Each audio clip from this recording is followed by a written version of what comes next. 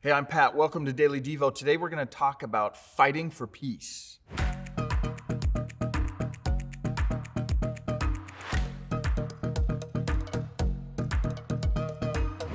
An oxymoron is a figure of speech that seems to contradict itself. Some examples of oxymorons would be cruel kindness or living death. Both of these phrases seem to contradict themselves. Here's a few other oxymorons. Jumbo shrimp, honest politician. Okay, I better stop before I get myself in trouble. Here's an oxymoron that Jesus seems to speak to in Matthew chapter 5. Fighting for peace. In Matthew 5, Jesus is listing attitudes or patterns of behavior that his followers should exhibit. In Matthew chapter 5, verse 9, he says, God blesses those who work for peace, for they will be called the children of God. One translation reads, Blessed are the peacemakers. A simple but profound thing to notice in this verse is that Jesus does not say, Blessed are the peacekeepers. He said, Blessed are the peacemakers. He does not say, Blessed are those who enjoy the peace provided for them. He says, Blessed are those who work for peace. So what does this peacemaking look like?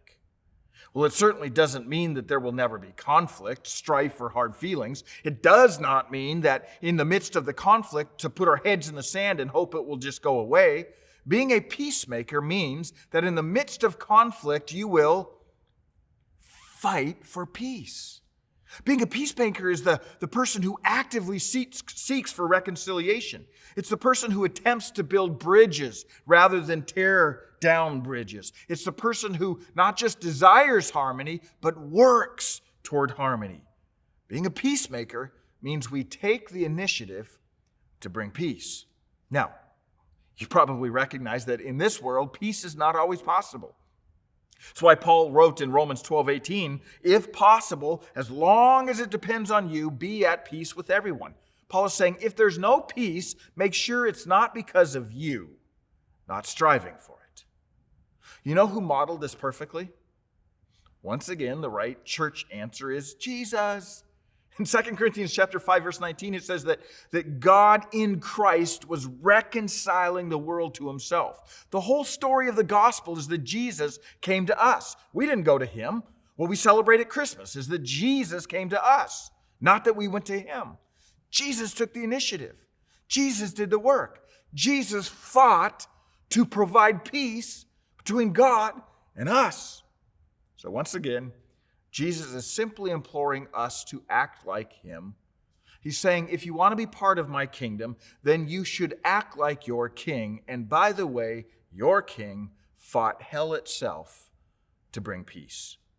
Later in this message Jesus gives to this crowd on the side of the mountain, he will actually speak to us standing out as lights on a hill. He'll say, let your light shine before others that they may see your good deeds and praise your Father in heaven. And I'm sure you recognize that in this world, the world we live in, a world that is full of turmoil and bickering and anger and bitterness, someone who is fighting for peace will stand out like a beacon of light. Today, may you and I choose to not simply be peacekeepers, but take that extra step and be peacemakers.